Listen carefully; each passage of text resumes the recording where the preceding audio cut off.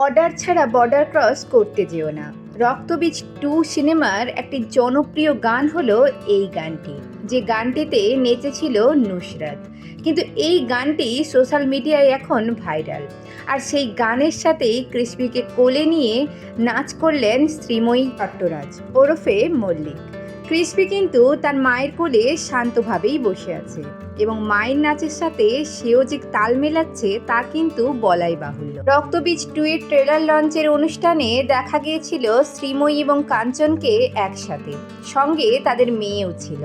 তিনজনে মিলেই অনুষ্ঠানে হাজির হয়েছিল তারা। কাঞ্চনও এই মুভিটিতে অভিনয় করেছে। মুভিটি জনপ্রিয় হবে সেটা বলাই বাহুল্য।